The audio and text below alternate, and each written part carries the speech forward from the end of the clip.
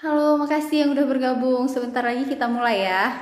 Kita bakal sharing-sharing tentang investasi keuangan nih. Nanti ada partner juga yang luar biasa. Kita tunggu kehadirannya dulu sebentar lagi ya. Untuk yang baru bergabung, mungkin belum sempat baca juga informasinya. Kita hari ini bakal ngobrol-ngobrol tentang manajemen resiko investasi. Tapi tamu kita malam lagi. Tamu kita siang hari ini spesial nih. Jadi bukan dari kalangan ekonom, tapi ada sesuatu yang spesial. Jadi nanti kita tunggu kehadirannya. Kita dengarkan sama-sama ya. Iya, Waalaikumsalam. Terima kasih ya untuk 15 orang ini yang sekarang sedang bergabung. Sebentar lagi kita mulai materi sharing-sharing kita tentang manajemen resiko investasi. Nanti ada tamu spesial kita. Kita tunggu kehadirannya dulu. Ada yang udah tahu belum ya siapa tamunya? Kalau ada yang udah tahu boleh komen dong.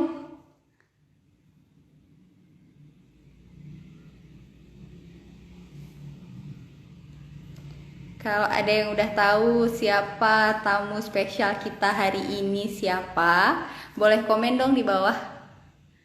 Atau kalau ada yang justru udah siapin pertanyaan-pertanyaan, boleh langsung di komen.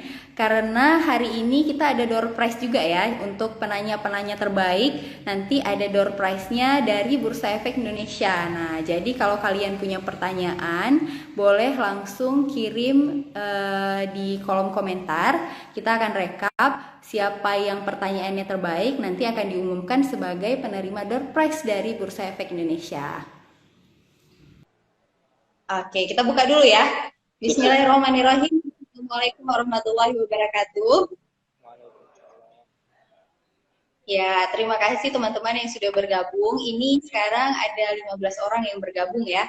Nah, sebagai informasi dulu nih, hari ini kita akan sharing-sharing tentang resiko investasi. Judulnya itu manajemen resiko investasi, apakah ada investasi bebas resiko? Nah, ini sebenarnya kendala kita semua nih, apalagi di masa-masa kayak sekarang ini yang katanya ini resesi malah ya. Kalau misalnya resesi, tentu semua orang akan berusaha mengamankan aset-aset keuangannya, termasuk dalam hal investasi. Pasti semuanya mencari investasi yang paling minim resiko. Nah, tapi sebenarnya ada nggak sih investasi yang benar-benar nggak ada resiko? Itu yang akan kita bahas hari ini bersama narasumber spesial kita. Nah, Bang Matir tadi Nabila bilang, ini narasumber hari ini luar biasa karena berbeda dari yang lain. Biasanya kita kalau undang narasumber, undang pemateri itu master-master kita di dunia ekonomi ya. Atau misalnya trader yang sudah bertahun-tahun gitu ya. Jadi hari ini beda nih. Kenapa beda? Siapa yang udah lihat flyernya pasti tahu. Dari flyer aja udah nampak pemateri kita pakai jas dokter. Apa urusannya ini kita ngomong investasi kok undangnya dokter? Nah, apa kita mau diobati nih? Nah, kenapa nih? Bang Mahathir boleh dong sharing kalau soal pendidikan dokternya, ini udah sampai tahap mana, Bang? Udah Ya, resmi jadi, udah boleh resmi jadi dokter nih? Atau dokter muda panggilnya? kalau untuk pendidikan dokter udah beres, udah selesai Udah koas, beres. udah selesai koas, sekarang udah mau intensif. Terkait dengan Berarti boleh profesinya memang dipanggil Pak Dokter. sudah bisa. Ini tinggal setahun lagi Oke, untuk magang intensif. oke, Bang Mahathir. Udah boleh dipanggil Pak Dokter ya? Pak Dok aja hari ini ya kita panggil ya. Bang Mahathir ini Dokter kalau kita saham. baca gelarnya di Mahathir Muhammad RSA CRA. Boleh dong sharing sebentar RSA CRA itu apa sih? Di awalnya Mungkin kalau dokter kok ujungnya RSA CRA apa sih itu? mungkin untuk RSA detailnya sama kayak Nabila ya. Nabila juga ada RSA kan, Oke, Register Security Analyst. Nah, cuman mungkin ada satu tambahan lagi yaitu CRA, Certified Risk Associate. Itu di manajemen risiko. Jadi fokus di manajemen risiko investasi. Nah, itulah kenapa hari ini kita bahas tentang manajemen risiko. Awalnya memang oke. pendidikan dasarnya dokter. Cuman seiring dengan waktu punya juga passion di keuangan. Jadi kita juga sedikit merambah lah Karena dokter-dokter juga Ya. butuh melek finansial dan kendalanya itu. Sehingga diharapkan dengan saya masuk ke sektor keuangan bisa membuka jalan bagi dokter-dokter untuk belajar tentang keuangan. Oke, itu dia. Berarti udah tersertifikasi ya. Kalau kita hari ini undang dokter, tapi bahasnya resiko keuangan, bukan abal-abal nih, karena memang sudah tersertifikasi resmi, bahkan sudah bergelar CRA, yaitu ahli di bidang manajemen resiko yang sudah melewati tahapan-tahapan ujiannya untuk bisa dapat gelar CRA ini ya. Sebelum kita bahas lebih jauh nih, Bang Matir, orang ini kan mungkin belum punya pengalaman khusus di investasi atau masih milih-milih investasi apa gitu ya, penonton-penonton kita di sini. Mungkin Bang Mahathir mau sharing pengalaman Bang Mahathir di dunia investasi ini gimana sih?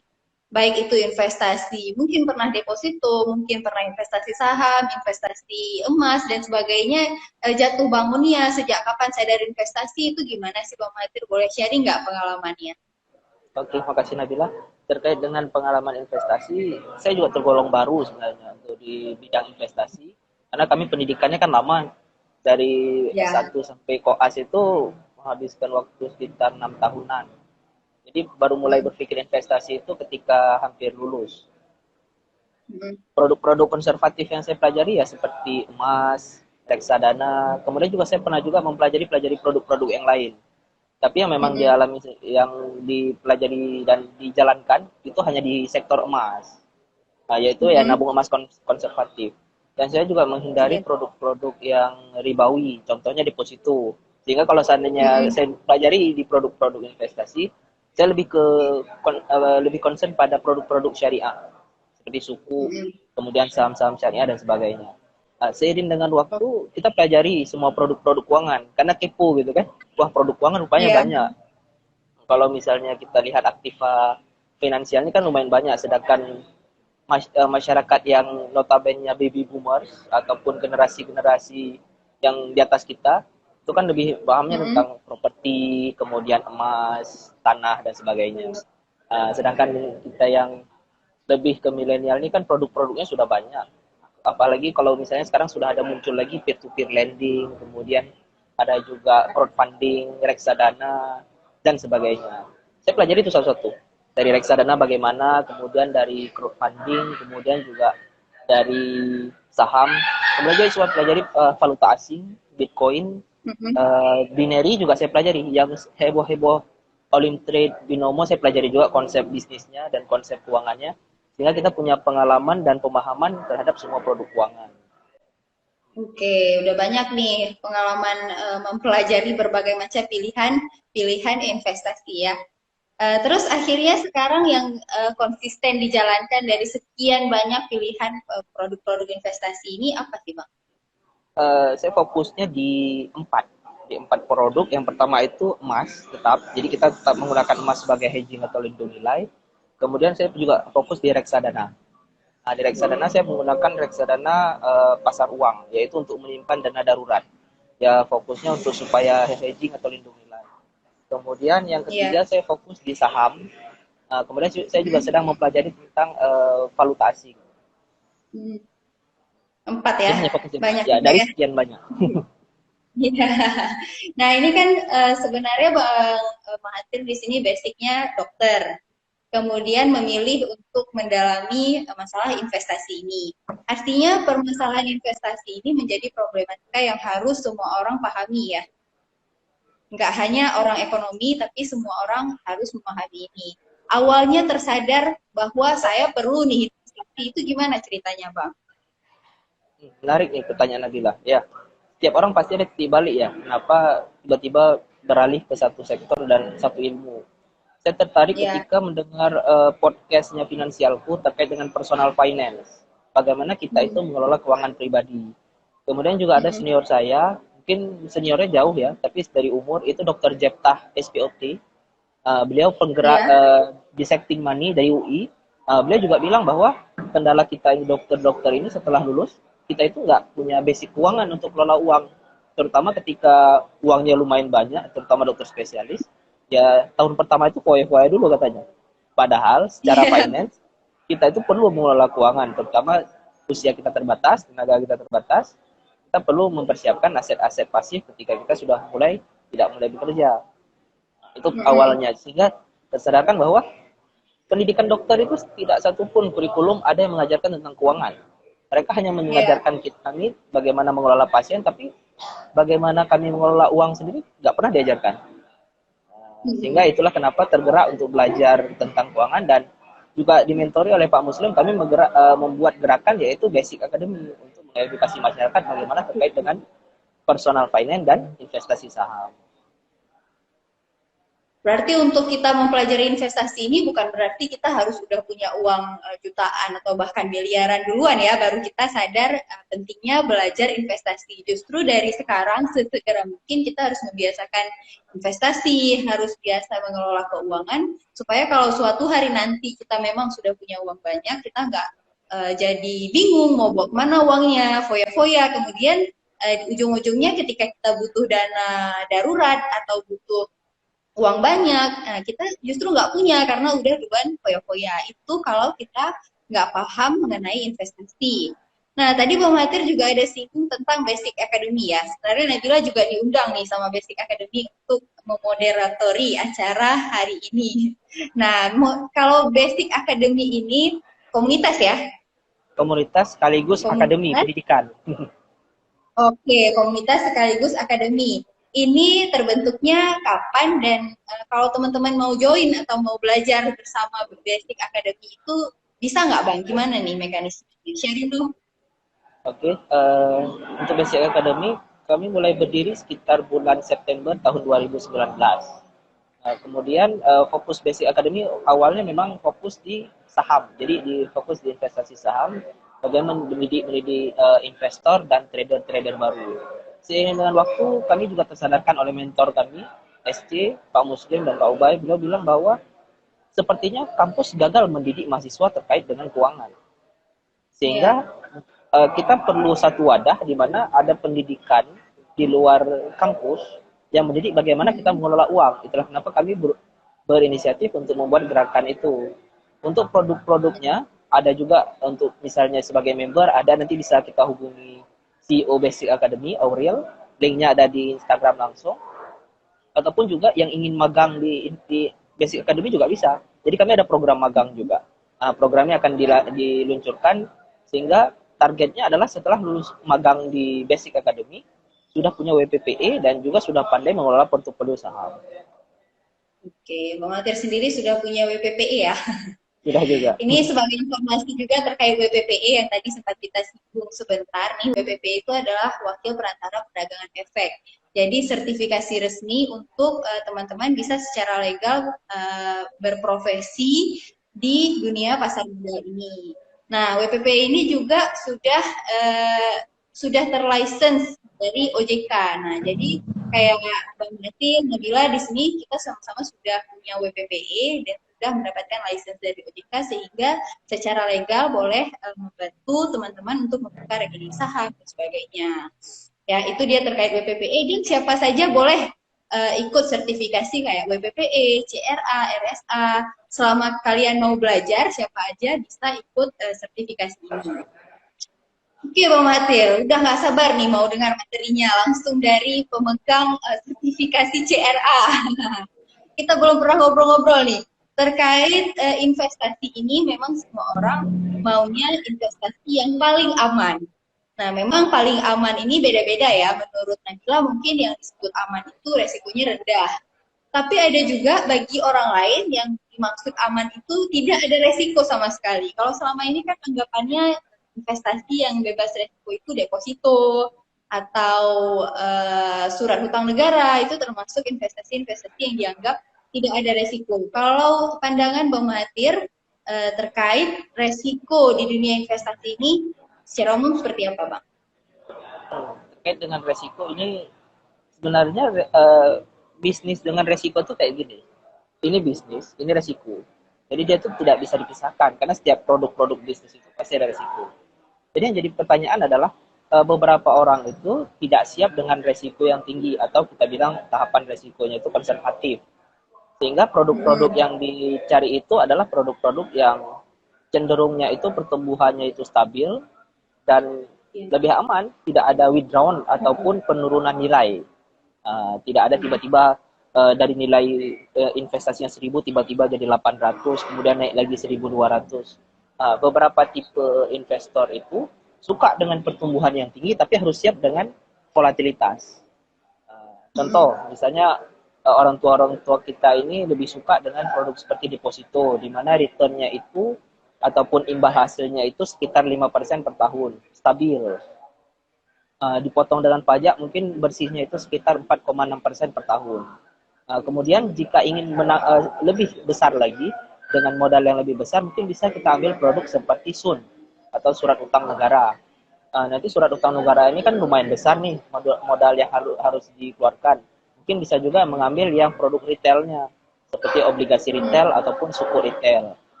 Dan itu imbal hasilnya lebih besar dan imbal hasilnya lebih besar dan resikonya sudah sedikit lebih besar dibandingkan dengan deposito. Kemudian jika ingin lebih tinggi lagi, kita bisa mengambil produk-produk yang lebih sedikit beresiko dengan imbal hasil yang lebih tinggi. Contohnya seperti saham, yang saya fokus yaitu di saham. Sehingga dengan di saham ini pertumbuhannya itu bisa lebih tinggi dan resiko volatilitasnya juga lebih tinggi. Sebenarnya secara prinsip untuk di saham ini, ketika orang-orang mengatakan, wah jangan main saham, resikonya tinggi. Ya, resikonya itu tinggi ketika berinvestasi saham tanpa ilmu. Ketika ada ilmu, jadinya low risk high return. Kemudian masuk lagi ke Iya. yang lebih tinggi lagi resikonya, yaitu valuta asing. Itu lebih tinggi resikonya. Pernah dengar Kevin Aprilio? Kevin Aprilio ini kan anaknya MS ya, penyanyi itu. Kevin Aprilio itu dia pernah 3 miliar ya kalau nggak salah. 3 miliar itu uangnya hangus dalam setengah jam atau 1 hari di valuta asing. Resikonya tinggi, terutama jika tidak bisa dikelola dengan baik. Kemudian produk yang paling tinggi resiko itu adalah transaksi komoditas. Ini produk yang paling tinggi resikonya dan ya menurut data bahwa 90% trader yang masuk ke dalam sektor pasar komoditas itu berakhir rugi. Sehingga makin tinggi resikonya, ya resiko kehilangan uangnya akan semakin tinggi dan ilmu yang diperoleh juga harus semakin tinggi. Terkait dengan resiko, apa sih resikonya? Apakah semua itu kita akan resiko? Analoginya gini, resiko itu contohnya misalnya kita lihat MotoGP. MotoGP kan bawa Honda kencang itu beresiko, bukan Nabila? Iya dong. Sangat Risiko sangat tinggi. beresiko kan? Bawa Honda Iya, cepat itu betul. beresiko. Kita mau tumbuh uang kita secara cepat itu beresiko. Kalau di MotoGP Iya. kan kita pakai pakaiannya lengkap kan. Jadi yang bawa motornya itu dia pakai baju yang pas, kemudian balap di arena yang pas. Itulah kita analogikan sebagai ilmu-ilmu investasinya. Sehingga kalau mau bawa cepat ya ilmunya juga harus disiapkan gitu. Jadi bajunya harus dipakai, kemudian sepatunya harus dipakai, ada ilmu bawa Hondanya juga gitu kan. Yang beresiko ini adalah orang-orang yang terjun ke pasar keuangan tapi nggak ada ilmu, seperti orang-orang yang analoginya balap liar. Balap liar kan balapnya di jalanan, kemudian nggak Iya. pakai helm, bawanya ugal-ugalan. Nah itulah orang-orang yang masuk ke sektor keuangan, masuk ke produk beresiko tapi nggak ada persiapan, sehingga namanya beresiko bukan beresiko. Gitu. Oke. Itu dia ya, sudah ada perbedaan antara resiko dan beresiko. Sudah jelas sekarang ya. Oke, Bang Mahathir. Sebelum kita lanjut ke materi-materi yang lebih jauh lagi nih, kita juga mau info kepada teman-teman peserta hari ini. Kalau teman-teman punya pertanyaan atau mau sharing informasi, bisa via kolom komentar karena kita ada door prize untuk penanya atau peserta terbaik pada hari ini. Ada beberapa nih door prize-nya. Jadi untuk teman-teman yang mau berpartisipasi aktif, bisa langsung memberikan pertanyaan ataupun komentarnya dari kolom komentar ya. Untuk door prize-nya dari Bursa Efek Indonesia. Jadi kita disponsori penuh nih oleh Bursa Efek Indonesia ya. Oke, Mbak Mahathir, kita next ke pembahasan selanjutnya itu terkait resiko investasi produk keuangan. Nah, tadi kita memang udah bahas berbagai macam produk keuangan, ada banyak sekali. Dan resiko investasinya juga beda-beda ya. Ada, tadi kan sebutnya ada high risk, high return. Kalau kita memilih investasi yang lebih beresiko, maka return atau imbal hasil yang diberikan juga bisa lebih tinggi. Nah, kalau terkait produk-produk keuangan ini, resiko investasi ini dari Bang Mantir, cara mengelolanya gimana? Oke. Yang Cara pertama, sebelum kita tahu produk-produk keuangan yang cocok dengan kita harus tahu dulu nih eh, yang sesuai dengan profil resiko kita itu bagaimana. Nah, karena kalau seandainya profil resiko kita itu adalah konservatif ataupun mau main aman, ya berarti kita lebih cocok di produk-produk yang lebih aman.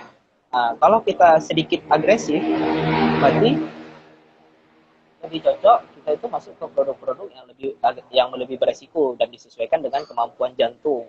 Contoh seperti ini. ya. Ya mungkin orang-orang tua kita lebih aman dengan produk-produk yang lebih stabil seperti hanya emas, kemudian deposito dan sebagainya. Sedangkan ketika mereka mungkin beli saham ya mereka nggak bisa tidur malam gitu, jantung mereka nggak enak ketika grafiknya itu naik turun kan. Nah, sehingga itu tidak direkomendasikan pada yang memiliki profil risiko seperti itu.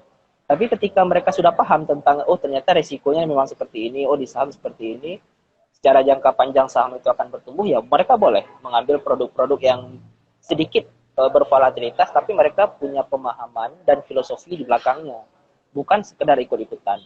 Kemudian itu terkait dengan produk. Contoh seperti hanya emas. Apakah emas ini bentuk investasi? Beberapa financial planner mengatakan bahwa emas ini bukan investasi, tapi dia itu lindung nilai. Karena mereka ataupun emas itu ketika kita beli, untungnya itu baru Ya. kita peroleh ketika kita jual. Kalau kita nggak jual ya nggak ada uang masuk. Logikanya gini, kita punya uang 100 juta, kemudian kita taruh ke emas. Kemudian kita tunggu sampai harga emasnya naik, kemudian baru kita jual ya. Selama masa menunggu, apakah emas itu memberikan imbal hasil ataupun keuntungan kan enggak. Ya sehingga kalau seandainya itu adalah uang makan ya kita nggak makan sampai emas itu dijual Ya, gitu. Nah, kalau misalnya kita investasi di saham, selama saham itu nggak dijual, akan ada imbal hasil ataupun laba yang dibagikan kepada pemegang perusahaan. Sehingga minimal walaupun kita belum jual, ada uang masuk yang bisa kita terima. Itu gambaran umum bahwa ternyata investasi itu bukan hanya sekedar capital gain ataupun kenaikan ya. nilai. Nah, mungkin beberapa orang mungkin agak rumit ya di sektor keuangan ini karena bahasanya itu terlalu rumit. Nah, mungkin di sini kita akan memperkenalkan satu-satu kata-katanya disertai dengan maknanya.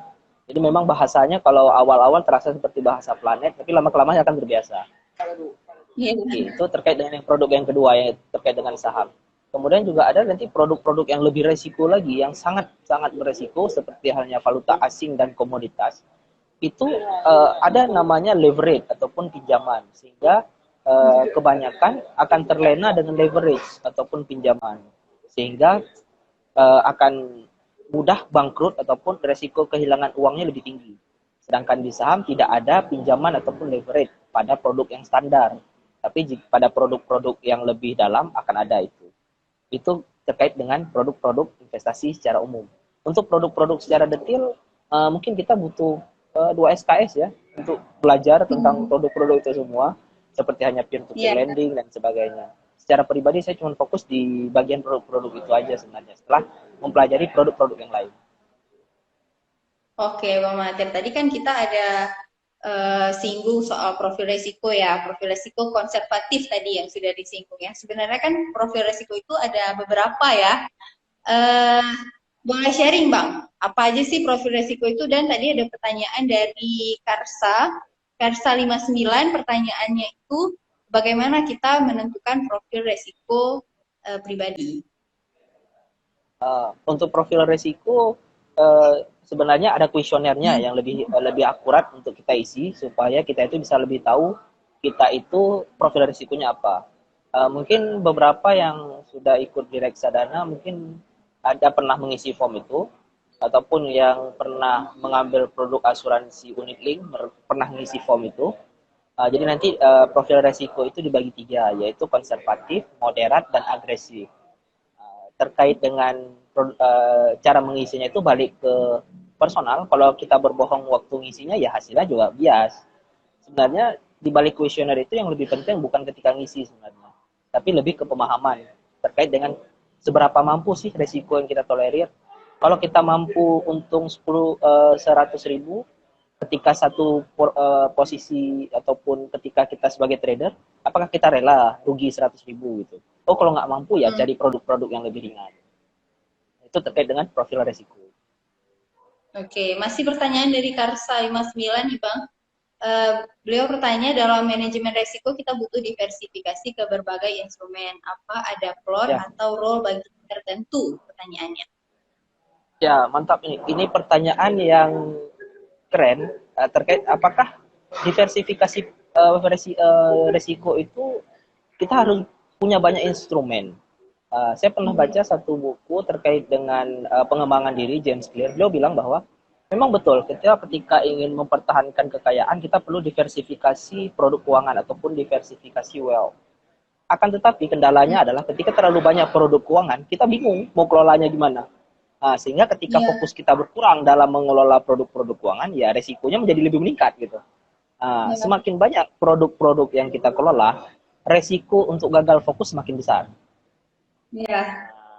Jadi kita harus memilih produk-produk yang memang potensial. Seperti saya pribadi, saya hanya fokus di 4. Saya tidak pernah menyentuh produk-produk yang lain. Kenapa ya? Setelah dipelajari, oh ternyata produk-produk ini lebih potensial. Kemudian produk-produk tersebut juga dari berbagai tingkat resiko, sehingga kita bisa mengelola resiko dengan lebih terkontrol. Bagaimana porsinya? Sebenarnya porsi-porsi ini balik ke pribadi. Kemudian juga ada beberapa literatur terkait dengan financial planner. Beda cara mengelola dana untuk financial planner sama fund manager. Kalau fund manager itu cara Mhm. mengelola dananya lebih ribet lagi. Bahkan mereka ada kelas Iya, bagaimana manajemen porto. Sehingga itu betul. nggak akan mungkin kita bahas di sini karena mungkin bukan juga kebutuhan. Tapi sekedar pengetahuan bahwa itu cara mereka mengelola porto itu lebih rumit. Sehingga mereka memang membagi porto dalam berbagai kondisi situasi ekonomi global. Contoh, misalnya salah satu fund manager yang saya favoritkan yaitu Ray Dalio. Beliau punya Mhm. sistem manajemen portofolio tahan badai ataupun portofolio abadi.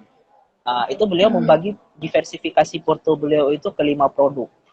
Beliau membaginya Mhm. ke emas, kemudian ke short term bond, kemudian long term bond, kemudian beliau juga ada memplotkan dana di saham, kemudian di komoditas. Sehingga beliau mendiversifikasi ke 5 porsi. Tapi untuk bisa mendiversifikasi ke 5 porsi ini ilmunya juga harus lebih kuat. Sehingga untuk Mhm. pemula tidak disarankan untuk terlalu banyak. Untuk pemula lebih bagus untuk dana darurat disimpan di emas ataupun dalam cash 50-50. Dan ketika uangnya masih sedikit, belajarlah tentang saham. Sehingga ketika kita Mhm. waktu mengelola dana 1 juta atau 2 juta udah mampu, waktu kita mengelola dana 100 juta ataupun 1 miliar, itu udah biasa. Jadi yang jadi anekdotnya adalah, wah investasi ini butuh dana besar loh untuk kelola. Enggak juga, karena kebanyakan orang gagal ketika uang besar dikasih terus. Sehingga Iya, mungkin betul. butuh 2 tahun untuk dia belajar dengan dana kecil, untuk bisa mematangkan psikologisnya. Jadi nggak usah takut untuk memulai dengan dana kecil. Oke, Bang. Ini kalau kita bahas materi jadi banyak ya. Takutnya malah makin bingung. Padahal kita targetnya Hmm. hari ini untuk basic ya. Coba kita lihat pertanyaan dulu. Ini ada pertanyaan untuk transaksi dari Asrul Sidik ya. Untuk transaksi pasar komoditas gimana? Terus kenapa memilih emas dan RD pasar uang sebagai hedging? Dan kenapa sebagai dokter kemudian mengambil 3 sertifikasi tersebut? 3 pertanyaan nih Bang. Mau Oh, dijawab banyak. sekalian? Silakan. Untuk Oke, pasar komoditas, transaksi pasar komoditas. ini produknya ini tergolong high risk ya. Saya menggunakan broker-broker luar negeri seperti halnya Express. Dan mungkin untuk awal-awal tidak terlalu direkomendasikan karena resikonya terlalu tinggi. Kemudian kenapa Hmm. memilih emas dan reksadana pasar uang sebagai hedging? Itu sebenarnya dana darurat yang saya taruh di situ. Jadi gini logikanya. Kalau seandainya kita punya pengeluaran per bulanan itu 2 juta, otomatis di dalam level keuangan itu kita ada 5 tangga, yaitu dana darurat, kemudian proteksi keuangan, kemudian investasi, kemudian dana pensiun, kemudian warisan. Jadi kita bahas yang poin pertama, terkait dengan dana darurat. Berapa sih dana darurat yang harus idealnya kita siapkan? Kalau misalnya kita itu masih jomblo dengan pengeluaran 2 juta per bulan, itu kita harus menyiapkan itu dana darurat sekitar 6 kali dari pengeluaran per bulan. Wah, kenapa 6 kali dari pengeluaran bulanan? Karena seandainya kita tiba-tiba nggak ada kerja, ataupun tiba-tiba kita di PHK, ataupun seperti halnya kondisi sekarang tiba-tiba ada wabah sehingga banyak PHK, kita itu punya waktu 6 bulan untuk makan ketika kita nggak ada kerja. Ketika kita sudah berkeluarga, mungkin kita harus lebih besar dana daruratnya, sekitar 9 sampai 12. Sehingga ketika kepala keluarga itu tiba-tiba nggak ada kerja, ada uang makan 12 bulan ke depan. Sehingga selama proses 12 bulan ke depan sambil mencari kerjaan yang lain, uang makan itu tidak terganggu. Pertanyaannya, uang dana darurat ini apakah dalam bentuk cash ataupun kita bagi-bagi? Karena per tahun itu ada inflasi rate sekitar 5% sampai 6%, otomatis dananya itu kan nggak boleh dalam cash 100%. Sehingga menurut beberapa literatur keuangan, kita itu bagusnya membagi. Ada beberapa yang merekomendasikan membaginya itu 50-50. 50% cash, 50% itu emas. Ada juga yang membaginya itu 50% cash, 50% itu reksadana pasar uang. Ada juga yang membagi 33% itu cash, 33% itu reksadana pasar uang, kemudian 33% ini emas. Itu balik ke pribadi masing-masing, bagaimana nyamannya. Secara umum bahwa yang perlu dipahami, dana darurat itu adalah dana yang boleh disentuh ketika darurat.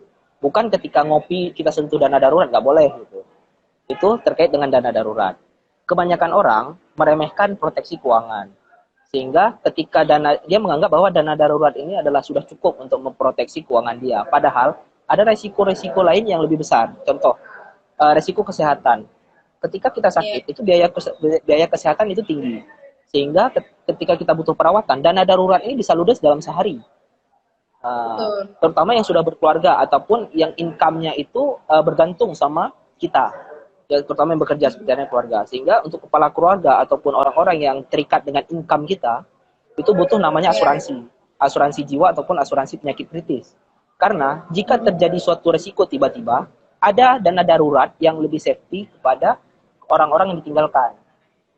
Problemnya adalah asuransi ini boleh dibeli ketika belum butuh. Ketika sudah butuh, ya asuransi nggak bisa dibeli lagi. Karena sudah ada resiko. Contoh, beberapa asuransi swasta itu sangat selektif dalam mencari nasabahnya. Ketika sudah ada DM, sudah ada gagal ginjal, sudah ada penyakit kronis tertentu, mereka akan menolak nasabah. Beda halnya dengan BPJS. BPJS itu lebih mempermudah dan itu juga merupakan jaminan kesehatan nasional.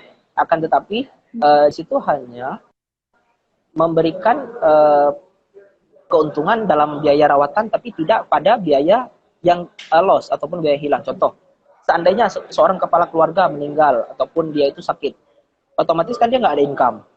Dia itu butuh income replacement ataupun income pengganti, sehingga dia itu butuh produk asuransi, yaitu namanya critical illness. Sehingga ketika dia sakit kritis, gaji dia itu diganti oleh perusahaan asuransi, sehingga kesannya itu adalah dia tetap bekerja, sehingga income tetap masuk. Yang jadi problem kita itu sebenarnya bukan bagaimana cara kita mengelola investasi ataupun bagaimana dana darurat kita. Tapi masalah cuma satu, income, pendapatan. Ketika kita sakit dan tidak ada income, semuanya jadi masalah. Yang kita investasi sedikit, ataupun ketika kita nggak ada income, dana darurat dan dana investasi itu akan kita cairkan untuk uang makan. Sehingga target kita untuk dana pensiun dan membentuk dana pensiun abadi itu tidak tercapai. Betul. Oke, tadi udah menyinggung terkait dana darurat juga ya. Dana darurat itu intinya harus dana yang liquid juga kan. Harus bisa kita tarik kapanpun kita perlu. Makanya tadi pilihannya reksadana pasar uang, bukan reksadana yang lain. Karena sebenarnya banyak pilihan reksadana ya. Karena reksadana pasar uang itu paling cepat dicairkan. Jadi terkait dana darurat ini mungkin ada sedikit tambahan, harus yang liquid dan bisa diambil kapanpun kita perlu. Karena namanya juga darurat gitu ya. Oke, Bang Mahathir, tadi ada satu lagi pertanyaan, yaitu kenapa sebagai dokter mengambil 3 sertifikasi tersebut? Ini pertanyaannya itu terkait dengan dokter dan sertifikasi. Jadi gini, kalau di masyarakat kita itu time frame-nya adalah, ataupun paradigmanya adalah, ketika kita ngomong keuangan, apalagi seorang dokter, tapi juga nggak punya sertifikasi, ya apa yang dibilang saya itu bullshit semua lah. Jadi tidak ada kompetensi yang kita punya gitu kan. Sehingga ketika saya mengambil sertifikasi, ya kita harus belajar. Dan kita juga harus ujian sehingga apa yang kita bicarakan itu sesuai dengan kompetensi yang kita punya. Dan Iya. kita itu secara hukum juga dijaga oleh BNSP dan juga dari OJK, sehingga jangan sampai kejadian seperti Mr. J kemarin ya, yang heboh tuh. Nabila tahu Mr. J? Itu Mr. J itu Iya. Joska. Joska Iya. itu kan terkendala izin kan. Mereka mengelola dana tapi tidak ada izin OJK. Kita tidak mau sampai seperti itu. Iya. Itu Oke, aja sehingga Nabila. saran-saran investasinya juga jadi mengkhawatirkan ya. Kita dengar kasusnya jadi ngeri-ngeri sedap. Oke, Bang Mahathir, ini jaringannya agak macet ya. Oh Bang ya, Mahathir bisa dengar Nabila? bisa bisa. Bisa dengar Oke, Nabila? jelas jelas. Oke. Ini tadi ada pertanyaan dari Rizwan Saputra juga terkait dana darurat, ternyata sudah terjawab tadi ya. Tapi tadi jawabannya itu 6 kali lipat dari pengeluaran bulanan kita. Kalau ditanya berapa persen, berarti 700% ya. 700% dari pengeluaran kita per bulan ya. Oke, ini ada lagi pertanyaan. Contoh-contoh resiko yang sering terjadi di investasi, apalagi untuk yang pemula. Nah, ini yang nanyanya pastinya pemula dan penasaran sebenarnya resiko seperti apa yang dikhawatirkan orang-orang itu. Nah, boleh sharing, Bang? Silakan. Oke. Terkait dengan resiko ini ya, terkait dengan resiko investasi. Ini Nabila sepertinya ada juga pertanyaan tadi bagaimana pendapat investasi menurut Islam ya, di Iya, atas iya, pertanyaan iya. itu. Nah, mungkin itu juga sekalian kita Iya, bahas. boleh. Apakah investasi itu di dalam Islam diperbolehkan? Diperbolehkan, tidak ada yang melarang. Yang dilarang itu adalah riba. Termasuk dengan asuransi. Tidak ada satupun ayat yang mengharamkan asuransi. Itu bisa disadur ataupun dicari dari Ustadz Zakir Naik. Beliau pernah mengatakan terkait dengan itu. Sehingga tidak ada satupun ayat yang mengharamkan investasi dan asuransi. Yang diharamkan itu adalah riba. Sehingga kita itu menghindari investasi dan proteksi asuransi saham yang mengandung riba. Sehingga ketika tidak ada riba, ya boleh. Nah, jadi fokusnya di riba ya, bukan di investasi ataupun asuransinya. Oke, terkait dengan resiko. Contoh, kita nyimpan emas, itu ada resiko nggak? Ada Ada dong. resiko. Hilang Kalau gimana? hilang, ada resiko berarti kan? Nah, berarti nyimpan emas saja ada resiko. Nah, sehingga jika kita bilang investasi itu tanpa resiko, ya nggak. Sepertinya nihil. Semuanya ada resiko. Nah, kemudian juga seandainya kita investasi di saham, ada nggak resiko capital loss ataupun kehilangan uang? Ada. Nah, yang kita Ada. perlu garis bawahi adalah seberapa besar toleransi kita terhadap penurunan nilai. Nah, mungkin itu kita perlu buka kelas bagaimana sih cara menghitungnya. Nah, sampai batas toleransi kita, oh kalau udah segini jual rugi dulu. Nah, nanti kita beli lagi ketika sudah turun gitu. Nah, batas toleransi itu. Sebenarnya secara prinsip adalah ada nggak cara mengurangi resiko? Ada. Yaitu jawabannya satu, belajar. Dengan belajar, resiko jadi minimal. Itu aja jawabannya sebenarnya. Jadi ketika Oke, kita udah ada mantap. ilmu, udah jadi lebih lebih low risk. Iya, betul. Kita lihat lagi ya pertanyaan ini. Oh, ada lagi pertanyaan dari Asrul Sidik. Kalau durasi sertifikasi itu berapa lama ya? Oh, masa berlakunya mungkin ya maksudnya ya. Masa berlaku sertifikasi. Oke, untuk BPTT. sertifikasi itu, mungkin pertanyaannya itu dua aspek ya. Berapa lama belajarnya, berapa lama masa berlakunya. Untuk belajarnya itu variasi, ada yang dari 10 hari sampai ke sebulan ataupun sampai 2 bulan. Yang menjadi perlu digarisbawahi dalam sertifikasi ini adalah mengambil sertifikasi ini adalah pendidikan orang dewasa, bukan lagi pendidikan SMA. Kenapa saya bilang itu pendidikan orang dewasa? Karena kita itu banyak belajar mandiri, tidak diajarkan seperti di SMA. Sehingga ketika kita nggak paham, kita harus mandiri cari guru sendiri. Jadi kalau seandainya ketika ikut sertifikasi berharap diajarkan semua sama mentor, bahkan ketika kita ngambil sertifikasi kesannya seperti kita kuliah di UT, Universitas Terbuka. Kita dapat modul, baca sendiri, kita nonton video rekaman dosen yang ngajar, kemudian kita pahami sendiri, kemudian kita ikut ujian. Nah, kalau kita nggak paham selama ambil sertifikasi, kemana? ya secara mandiri kita cari guru kita gitu. Nah, sehingga kalau Ya, mental kita itu masih mental ketika SMA, wah, saya nggak bisa nih, nggak diajarkan. Kayaknya kurang cocok untuk ambil sertifikasi. Karena sertifikasi ini dididik adalah kita tuh belajar mandiri. Kalau belum bisa belajar mandiri ya jangan ambil sertifikasi dulu. Bayangkan aja dokter nggak pernah diajarkan bagaimana baca laporan keuangan tapi lulus ujian. Artinya apa? Cari gurunya juga cari guru sendiri. Gitu. ya. Oke, tapi WPPE ada kelas belajarnya dulu ya. Kalau khusus Ya. WPPE, kalau CRA RSA kita langsung ujian berdasarkan modul. Kalau WPPE ada kelas belajarnya dulu sebelum kita mengambil ujiannya, gitu ya. Tadi Bang Mahathir kan ada sharing soal investasi yang dipilih saat ini, investasi yang syariah ya. Kalau kayak obligasi itu syariah, jadi tidak dijadikan pilihan investasi untuk pribadi Bang Mahathir. Nah, ini jadinya muncul pertanyaan nih, kalau di Aceh apakah ada investasi syariah? Mungkin boleh di-sharing Bang, khusus di yang syariah ini pilihan investasinya apa aja sih? Untuk Pak Abdurrahman 388. Untuk investasi syariah yang ada di Aceh itu banyak Pak. Dari produk-produk dasar ya, contoh misalnya emas. Emas itu kan syariah ya. Secara produk dia masuk ke dalam produk syariah. Reksadana pasar uang juga ada yang syariah Pak. Jadi sekarang itu sudah dibagi oleh Dewan Syariah Nasional sehingga ada juga reksadana yang pasar uang syariah. Kemudian juga untuk saham juga ada daftar list saham syariah yang diterbitkan oleh DSN yang dikoordinasi oleh OJK, yaitu Indeks Saham Syariah Indonesia. Secara pribadi semua isi portofolio saya itu saham syariah semua. Sehingga kalau ditanya apakah ada produk-produk sangat banyak Pak. Nah, saham ada yang syariah, kemudian reksadana juga ada yang syariah, emas dan sebagainya. Saya fokusnya lebih di saham sih Pak sebenarnya. Karena di saham ini produk-produknya itu kita bisa lihat dasar bisnisnya yaitu dari laporan keuangan. Sehingga lebih komprehensif dalam keputusan investasi. Oke, pertanyaan selanjutnya dari Monza Aulia. Kalau obligasi itu kita bisa lihatnya di mana? Misalnya korporat atau pemerintah terbitkan obligasi, mudahnya kita bisa cek di mana terkait obligasi, Bang. Obligasi ini butuh dana besar ya untuk bisa membeli obligasi. Sehingga untuk membeli obligasi sebenarnya tidak terlalu direkomendasi untuk pemula, tapi kalau dananya besar boleh.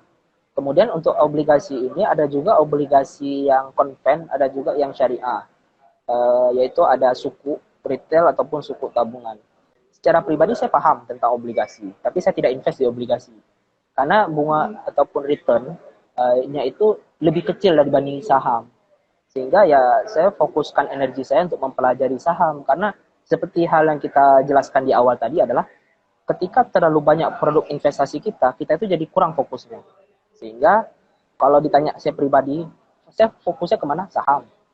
Sehingga hampir seluruh waktu saya itu saya pelajari untuk saham gitu. Emas dengan reksadana itu cuma untuk dana darurat aja gitu. Setelah diisi nggak pernah dilihat-lihat lagi gitu. Tapi untuk saham selalu kita kontrol. Oke, Bang. Ini masih ada lagi pertanyaan terkait contoh investasi yang tidak ada ribanya. Nah, ini kan kita sedang berfokus di saham nih. Boleh dijelaskan, Bang, bantu jelaskan kenapa investasi di saham ini tidak ada ribanya dan bisa dianggap investasi yang syariah. Karena memang permasalahan seperti ini masih menjadi hal yang harus kita ulang-ulangi terus di tengah masyarakat, khususnya di Aceh.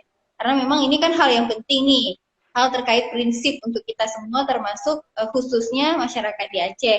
Nah, ini masih ada pertanyaan, kenapa contoh investasi apa yang tidak ada riba? Boleh dibantu jelaskan, Bang Hatir? Terkait dengan riba ini sebenarnya bahasannya luas ya. Mungkin juga bukan Ya. kompetensi saya untuk membahas, tapi kita akan coba bahas sedikit. Contoh gini, mungkin salah satu penonton di sini mungkin ada yang kerja di bank, konven. Begitu dengar webinar kita ataupun live IG kita, bila tiba-tiba dia keluar dari bank karena dikatakan kerja di bank itu nggak syariah. Pertanyaannya, apakah pola berpikir seperti itu? Kan enggak juga. Sehingga ketika kita mengatakan terkait dengan fatwa itu, harus ada orang yang berkompeten yang memberikan fatwa kepada dia. Contohnya Ustadz, misalnya, saya lebih prefer ke Ustadz Masrul ID ya, ataupun Ustadz Mijasi Skandar. Beliau pernah bilang bahwa ya ketika kita kerja di bank, dan ketika kita seandainya resign, walaupun bank itu bank konven ya, di mana sumber keuangannya itu ribawi, uh, kita nggak boleh keluar, kita tetap harus kerja. Nah, sehingga ketika mudarat dia keluar dari bank itu lebih besar dibandingkan dia kerja di situ, dia harus tetap bekerja di bank. Karena kalau seandainya dia punya keluarga yang ditinggalkan dia keluar resign, keluarganya itu sengsara, keluar dari bank itu jadi haram. Nah, sehingga butuh keilmuan khusus di fikih terkait dengan riba. Terkait Yeah. dengan di saham gitu, terkait dengan saham sama halnya. Ada dewan khusus yang mempelajari tentang riba, di mana yang duduk di situ adalah orang-orang yang memiliki kompetensi, yaitu ulama-ulama yang punya kompetensi di bidang fikih. Saya pernah ikut TOT terkait dengan pasar modal syariah, bagaimana mereka men-screening saham-saham syariah yang ada di pasar modal. Ada kriteria-kriteria tertentu sesuai syariah yang perlu dipelajari. Nah, mungkin di sini ada nanya, Bang, apakah saham syariah itu betul-betul syariah? Apakah ada kriteria, adakah hadis, adakah ayat yang dipakai? Bisa dicek di fatwa DSN MUI nomor 80 tahun 2011 tentang pasar modal syariah. Itu lengkap, ayatnya apa, hadisnya apa, kriterianya apa. Iya, memang kalau kita mau jawab ayatnya bukan kompetensi kita, belum ada sertifikasi di bidang ini lagi ya. Jadi nggak berani juga kita jawab. Tapi kita sebagai orang yang tidak kompeten di bidang itu, kita sebagai orang awam masyarakat tentunya kita berpatokan pada Dewan Syariah Nasional Majelis Ulama Indonesia. Kita bisa mengacu pada saham-saham yang sudah dinyatakan syariah oleh DSN MUI, juga investasi-investasi yang sudah dinyatakan syariah oleh pihak-pihak yang memang berwenang dan boleh kita jadikan patokan kita gitu ya, daripada kita mencoba menjelaskan ataupun mempelajari hal-hal yang memang di luar jangkauan kita dan mengambil kesimpulan sendiri. Nah, tapi itu semua kembali ke pribadi masing-masing. Oke, terima kasih Bang Matir. Kita lihat pertanyaan selanjutnya nih. Oh, oke. Pertanyaan yang belum terjawab tadi ada